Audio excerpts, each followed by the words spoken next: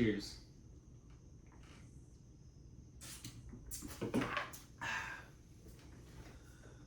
It is Kansas City Eve. We fly out tomorrow at 10 a.m. and we are ready. Yeah. Definitely ready. Sure. You know, full confidence. No confidence. A little bit confidence. It's been a while since we did a video. It's just because we said we were going to lock in. So we were like, let's actually just lock in. We wanted to make videos a little bit in between, but we never got around to it because we were just spending too much time testing and live stuff got in the way, setting up. Life really got in the way for me. Yeah. Oh my god. But I'm going into this with full confidence now. Sebastian, what do you think? I would say that I'm very confident in you, and with myself, I feel better than I did a week ago. Basically, the ebb and flow of, well, I'm just going to get straight into it. The ebb and flow of my last month is, at the beginning of the month, I said, hey, I really want to lock in. I'm ready for this tournament.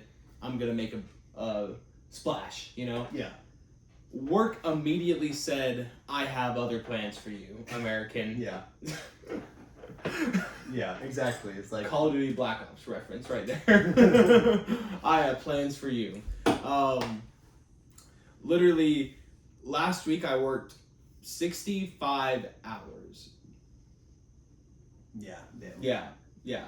So, 55 at one job, 10-hour shift to the other. The week before that, I worked 55 between both jobs, or 57, and I had birthdays the week before that. Had 2 birthdays in the same week, so I was like, okay, well, I'm a little bit busy this week with life stuff, so I'll, lock in after that. And then I just worked 2 weeks straight, so where I was planning to do a lot of my prep, and we actually did have a really good testing session right before all this craziness happened. Yeah. We had one Saturday where all we did was just grind flesh and blood for 8 to 10 hours straight. For me, it cemented what my plan is, and my strategy was going to Kansas City, because remember at the beginning I was on Katsu, and then I got beat off of Katsu because the meta is just really bad right now. I also just don't think that Katsu has the right tools right now to kind of have that spot in the meta that it needs to do well. So I moved over to Acilio instead, where Felipe's list on when he's in the Las Vegas run was just so good. I started playing with it, and I was just having such a good time. And that testing session was like, okay, it's locked in now. I'm playing Acilio. Where for you, that testing session was quite diabolical for me. Yeah. But I would say, yeah, I think there was a lot of other factors for that. There was testing a session. point where I beat you 7 times in a row. Where Yeah, the tilt was just the tilt was tilting, So. Well, and that was after a 2 or 3 game session against Betsy too. But Yeah. I will say that honestly, I played all those matchups incorrectly. Yeah. And I did. I just honestly did. And what happened was I got beat off of Vincent. After that testing session of 10 hours, I'm like, I'm not playing Vincent anymore. Then you swapped to Mario. I got on that eve of that night, our friend Travis lent me one of his extra Mario decks. Shout out to Travis. He Shout gave me out my Travis. Acilio cards too. And Jeremy. And he's letting me borrow this, half of my Vincent deck. So, love Travis. Shout out, Dad. He gave me the Mario deck. I bought the Jacob Clements guide, and I was like, okay, I'm locking into Mario. It's the best deck. Yeah. Then I started playing Talishar, and I'm like, dude, this deck is a lot harder to play than it seems. Not all the matchups were like that. I mean, sometimes you just draw the Saber Bloodshed and you flick, and they don't have a boots of Omnis Ward, and they don't have a shelter. But honestly, I think that if you flick on turn 0 in this meta, there's literally a 50% chance your opponent has shelter. Yeah. And because there was so many Talishar games where I would just be like, all right, playing against an aggro deck, flick on turn 0, and they're like, shelter. I'm like, yeah. The chances of you running this card are crazy. And then the chances of you seeing it on turn 0, even crazier. The problem is, though, just with Mario 1, there's a really heavy, skill gap between, good Mario players and, excellent Mario players. Yes. And it's really hard to make that time up in the short time we had, because when we started doing these videos and started locking into doing Kansas City, we only had 3 weeks before it happened. Yes. And then on top of that, having two jam-packed work schedules where I was working I had a skirmish. I had Tuesday off, which was Sadie's birthday, and that was a skirmish. So I went to a friend's birthday party, went to a skirmish, actually won the skirmish, which was pretty cool. And then after that, up until today, I've had one day off since August 11th. Yeah. Jesus. And on that one day off, it wasn't like a free day where I got to sit and relax because I had so much stuff going on. I had to do an 8-hour move-out session of our storage unit on that day. So it was like, by the time that was all said and done, I was completely cooked. Yeah. I'm like tired. Just absolutely destroyed. And then also the other point I was trying to make is like, not only is like it the hardest when it comes to like skill based, it's also just like completely stacked against the meta. Where like, everybody knows Mario's gonna be there, and everybody's teching against Mario. So not only do you have to learn the deck, do good with the deck, you also have to understand like everybody's out to get you. Well, and I think that was the biggest thing. Why? What happened was, so I switched off of Vin to Mario, played Mario for about a week, and then realized very quickly that I don't have enough free time to lock into the Mario deck the way I need to. Because I honestly think if I had 2 weeks of a pretty light work schedule, I could grind up 150, maybe 200 games, or at least 100 games, and just say, I have a good understanding, talk to a lot of the good players, especially with, we have good players in our area that I can talk to. I feel like I could have done pretty well with the deck. Mm-hmm. But with barely any reps, I understood that everyone's going to have so much practice into Mario. For example, if you play against a Tekla Boston, right? Yeah. As a Mario player. Yeah. That Tekla's probably played 50 games into Mario. Mm-hmm. Or at least at a calling level, you could say they have a game plan to Mario, they played against Mario 25 times, because it is the most popular deck in the meta right now. Exactly. Like, if you're it's the best deck. If you're on Talishar, right, and you're looking for, like, good reps into a deck, if you see a Mario queued up for, like, just generic classic constructed game, you are snapping that game because you just want to learn the deck better and play against a relevant matchup. So like everybody has reps into Mario, and that's what I'm saying. If everyone has reps plus tech, and I'm coming into that room without a lot of reps and also not understanding some matchups, sure, I'll have the sideboard guide, but they'll understand the matchup so much more than me versus what I ended up back on Vincent, where I was like, okay, I'm going to go back to Vincent, but this time I'm going to work out the kinks. Yeah. And honestly, I didn't really have it all worked out until this Tuesday. Yeah. I went to the armory. It is Thursday, by the way. It is Thursday, yeah. It is Thursday. I wanted to give everyone that timeline. Mm-hmm. I did not feel any confidence until Tuesday. Yeah.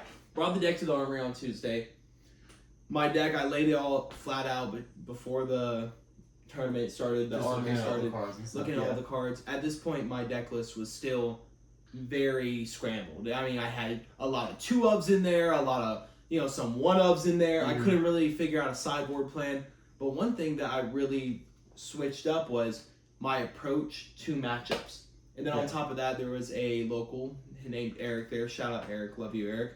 That was also a Vincent player in the past. He hasn't played Vincent much this season, but he kind of gave me some, rundowns of like, this card should be in this matchup. Because I had some theory and thoughts about, hey, you should run this card into this matchup. And he's like, well, that doesn't make a lot of sense because of X, Y, Z. I'm like, you just need like a second opinion with like a little different perspective to show you like how to play matchups a little bit differently. Exactly. Probably better too. And then on top of that, I found a game plan where I can actually beat fatigue consistently. And it was like, after I realized I should have just been playing the old Grimoire the entire time and not been like, and the issue was I was watching Brody's live stream gameplay where he didn't play the old Grimoire, and I was like, well, if Brody's not doing it, then I don't need to be doing it either. And it's like, Brody's deck just works a little bit differently. I don't know how it's sideboarded. It's not the way I want to play the deck, where I want a consistent combo game plan into all the fatigue strategies. Now I have that consistent combo game plan, even to the point of where my worst matchup I thought before was Betsy. Now I'm actually been beating Betsy's. Yeah. Where And That's I'm really like the goalpost right now. It's like, can the way you things are beat going- Betsy? Can you race Acilio or disrupt Acilio? Exactly. I feel like that's the two. Are you tall enough to ride? those are the pillars to just like get in the room. Exactly, like And you I- said. and I This feel whole like- room. Right now, Vincent's in a unique spot where she has a way, especially now that I've figured out how to do it, she has a way to beat the fatigue decks. Yeah. You have a game plan. And she has enough disruption where you can beat the Marios, beat the Acilios. I mean, you and me have just been cranking out games whenever we can. You know. Oh, and that's another thing. I actually learned how to. I was 0-7 against him, and now I think we. It's actually like probably like a solid 50-50. I think it's a 50-50. You do have like I have to see Recently, some cards I've been- earlier. You have to see some cards. Yeah. Yeah. So it really just depends on like who gets like the fastest, and like that's just a race, you know. It's a race, but I think there's actually a lot of decision points that Yeah. I've been proved on, and I think you've been proved on. And Yeah. I feel like once we were both playing at 100%, I feel like if the Vincent draws moderately well and plays moderately well, Yeah. she is slightly favored.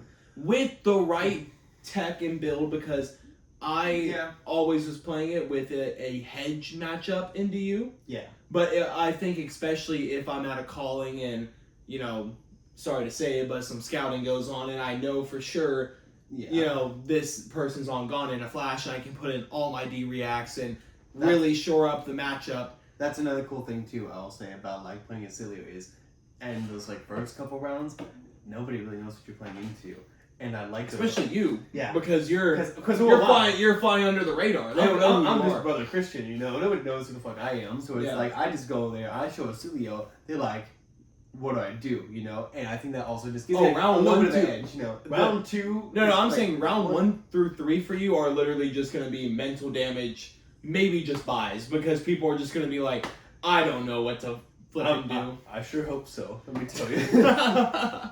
It's just like I'm so. I also want to say like that's a fun part of the deck, but one thing I really do think has really like landed me on this deck specifically is like I just feel like I've become like better playing it, you know. Whereas before like Katsu was very like you could do like some cool stuff with Katsu, but it was a very like easy deck, you know, like you get the starter, you grab the combo piece, you set up for it. It's like this deck I feel like has actually like pushed me to learn a little bit more and to like kind of elevate my play. I've noticed that you have been playing so much better Fab in general. I'm since not you even like started trying to this gas myself up. I'm just like I'm really feeling confident going to Kansas City. game. No, like- and I think I'm actually like going to do well. yeah, and I feel like you and me were kind of confident in our own ways and kind of have our goals set similarly, but kind of how we came to that route was differently because you've had enough free time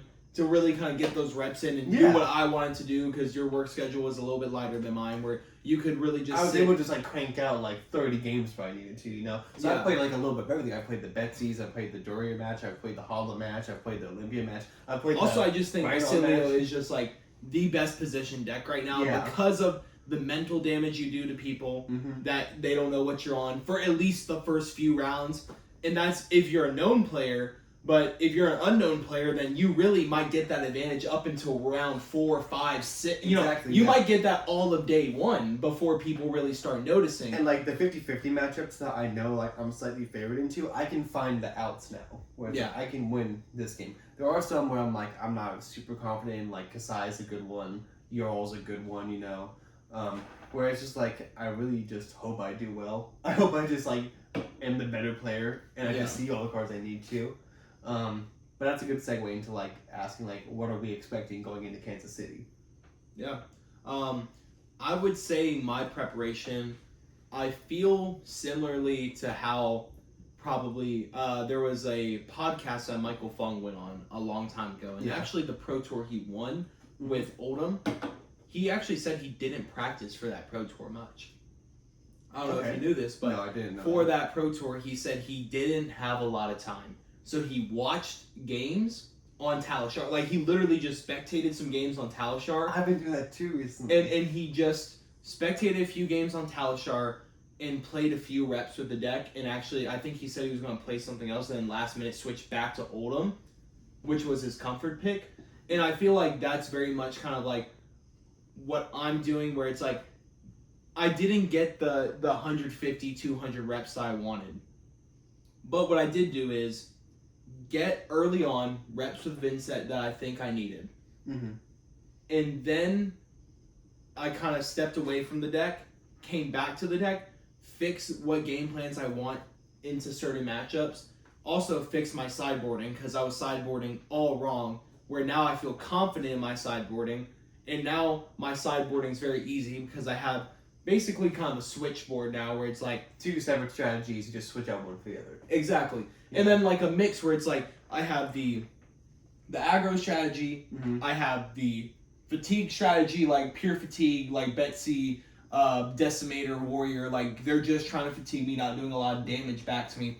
And then I have like the 50-50 kind of like for the Kasai, the Olympias, the Dories, The warrior class, the Warriors, you don't where it's really like know the what to do. Jarls, where it's like you are presenting damage where I do want to play some D-reacts and block a little, but I'm still doing the setup, fatigue game plan, combo game plan onto you. Yeah.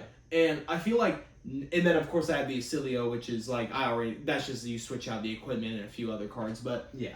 now I have like all my game plans locked in, and I don't feel like I need to play 150 reps to kind of understand what's my goal and what's my purpose in the matchup. I feel like I'm already a pretty good Vincent player, and now I have my, because I think that was what was really holding me back was I was playing the deck well, but I wasn't like, I was playing Sonata Galaxias into every matchup because I'm like, Yeah. it's a good card. I'm like, you need to see your auras. Yeah. And then like that's one of the things that Eric talked to me about, but he's like, yeah, but do you really want to see that many 2 blocks? And what if you see multiples in the same hand? And the only time you really want to see 2 blocks is when it is the Malefic into aggro matchups. I'm like, Yeah.